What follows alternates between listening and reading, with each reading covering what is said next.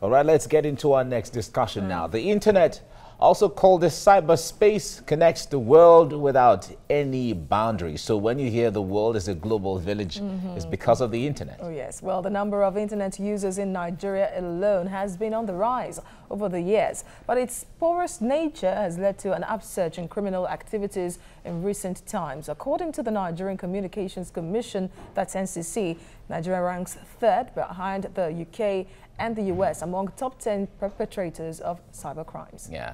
Now we have joining us in the studio Olatunji Balajobi, a cybersecurity professional, joining us right now. Tunji, you're welcome to TVC Breakfast. Good morning. Good morning. Now, make us understand, when it comes to the issue of cyberspace and cyber, not so many people, not so many Nigerians understand what all that means, especially those who are not very computer literate. But make us understand what is really, or how bad is the issue of security or cybercrime generally in Nigeria? How bad is the situation? Paint a picture for us. The records are there for us to, to lay hold on to, and they give us a crystal clear of what the situation looks like in Nigeria. Nigeria coming to be the third ranking in the country that actually embarked in cybercrime in the world. I mean, it is a bad development for the country, but trust me, it's a development in its own course. The internet world, like you said, is a very boundless world, where you have access to do a lot of things. And I'm going to tell you this today, much of what we do on the open web are just 30%. Wow. Yeah, much of what we do on the open web are just 30%. When you go to the deep web and the dark web, you have a whole lot of activities going on there that are, a lot of people are not aware. So what are those activities that go on there? Yeah, a lot of, cyber crime activities, where hackers buy their, malware that they can actually use to, attack an organization. Quite a whole lot of technical training going on in the dark web, converting money to, some currency whereby it cannot easily be traced. So it is a boundless world, and the Nigerian ranking third in cybercrime in the world. I must tell you that for US and UK to even come ahead of us is because much of what they have over there are, much of state actors and nation-state actors. They hack into organizations because of they want to store confidential information. Okay. A whole lot of big data that have quite numbers of confidential information of individuals. But hackers from this part of the world, cyber criminals from this part of the world are motivated by the financial gains. That is why the ranking alone from Nigeria is on that side. And I speak to you, Nigeria alone is actually contributing about $3.1 billion financial loss to global economy from the cybercrime. Wow. So what then happens to laws of engagement that are supposed to ensure cyber safety? Or do we even have in Nigeria? Yeah, there is a cybercrime bill in Nigeria now that has been passed, the 2015 cybercrime bill.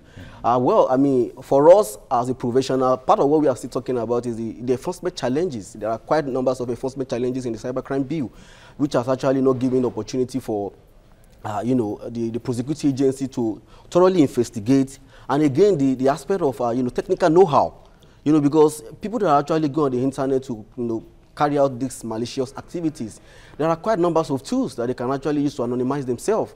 And it's quite difficult for people that are not even so savvy to actually know what they are doing, how to track them.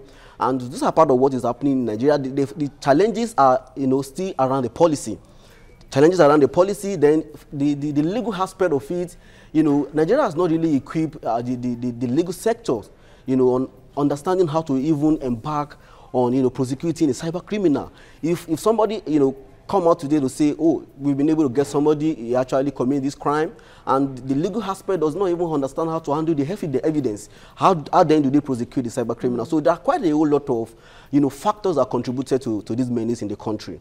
The challenge, like I said, has to come from the government. Government has to ensure that the enforcement is fully enacted. All right, now a business, big business really, establishment in Nigeria was complaining recently, just a few weeks ago, that it has a platform online where customers transact business with it, but then that the company is even incapacitated when it comes to identifying the true owners of business cards or credit cards, rather, that are used to transact business on their platform. Now, this seems to be the biggest challenge, really, because anyone could pick up a card and then just use someone else's credit card and use it online easily.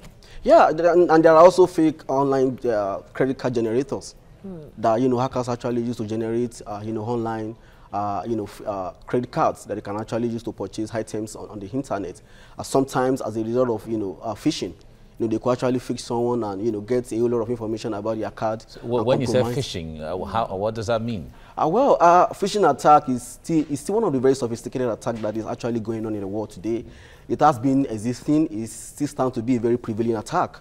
Phishing attack, you know, originally we call it 419 scam in Nigeria. It has actually moved from 419 scam now to what I call organized crime. It is very more organized now, even in Nigeria, so to speak. It has moved to what we call business email compromise. You know, where an attacker can actually create, you know, different kind of documents. I can, you know, there are free ways that you can actually use to actually scrape, you know, an organization email address on their web domain. So when you get those email address, an attacker is going to write a compelling email. It could actually even spoof, you know, somebody's email from the company. And so by the time it's going to be sending that email, the email is coming to the receiver as an authorized person from the company, whereas he has only spoofed the email address. So what it's going to do is that it's going to create a document. You know, the document can come in any form. It could be in a macro form, it could be an attachment form, and, you know, there are packers. You know, we have what we call the VB packers and the .NET packers, where attacker can actually use to, you know, embed their malicious code. And that malicious code, as soon as the receiver, you know, click on the link, try to view what the attachment is all about, immediately there is what we call the hard shell files. The hard shell file is a remote Trojan files, which is embedded in the link of the document. Like a virus? Yeah, it's the malware, it's a sophisticated malware, you know. So once that lands on the system, it has an exploit code. The exploit code is going to be looking for a certain vulnerability on the system. So once it's able to actually lay hold on that certain vulnerability, then it's going to exploit it. So once he exploits it, he already gives the attacker a remote access to that system from wherever he is, because the attacker has been able to create a remote access server, whereby everyone he has been able to compromise, he already has their database in a system where he can remotely log into them and do a lot of stuff. The real owner of the account could even be shut out.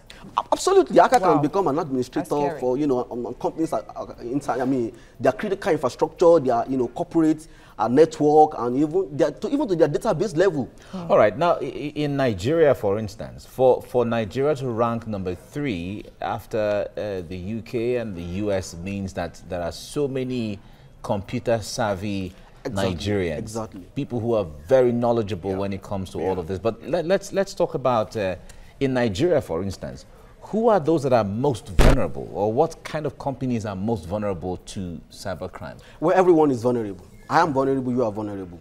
But when it comes to the financial implication, the financial industry are more and more vulnerable. Oil and gas industry, telecommunication as well are more vulnerable. But the reason why much of telecommunication organization has not really been receiving attack is because hackers from this part of the world, if attack is going to come into a telecommunication environment, it is going to be coming from another country. Because hackers from this part of the world are interested in the financial results.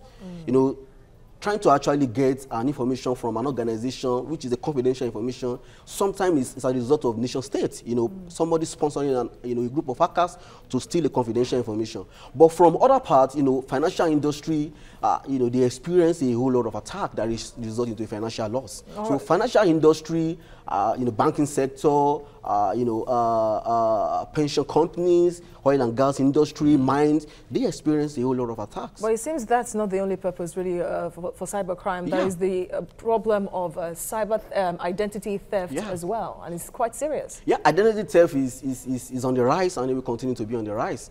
You know, that is one thing that cyber criminals from this part of the world actually lay hold to actually carry out their malicious. Cyber criminals from this part of the world actually lay hold to actually carry out their malicious acts. Stealing somebody's identity on the internet, use it to actually compromise, you know, somebody from another country, disguise to be that person and start talking to them. It's a whole lot of, it's much organized. Like well, we don't have all the time, but tell us how an average organization or an average individual should protect himself or protect his space from being hacked and being vulnerable.